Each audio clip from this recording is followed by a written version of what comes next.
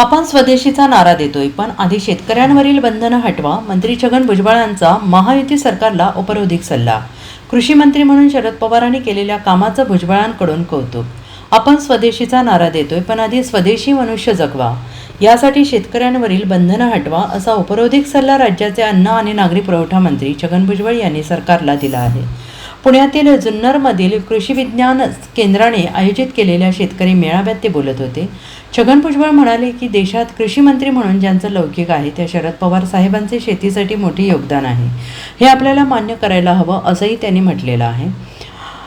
राष्ट्रवादी शरदचंद्र पवार पक्षाचे अध्यक्ष शरद पवार यांचे त्यांनी कौतुक केले. सरकार आपल्याला भरीव मदत करतं, मात्र त्याचा उपयोग आपण कसा करतोय हे महत्त्वाचं आहे. मुळात मी हे बोलणं उचित नाही, कारण मी अन्न पुरवठा मंत्री आहे. तुम्ही जे अन्न तयार करता त्यानंतर माझं काम सुरू होतं, त्यामुळे तुम्ही अन्न बनवलं नाही तर माझं काम बंद पडेल, असंही त्यांनी म्हटलेलं आहे. छगन भुजबळ यांनी पुढे म्हटलंय की अन्नधान्य साठवणूक हा देशात महत्त्वाचा मुद्दा आहे, त्यामुळे शेतकऱ्यांच्या पोटावर पाय येईल असं आम्ही सरकार म्हणून काही करणार नाही आणि म्हणूनच स्वदेशी हा नारा दिला आहे. मोदी साहेबांनी सुद्धा स्वदेशीकडे चला हा नारा दिला आहे.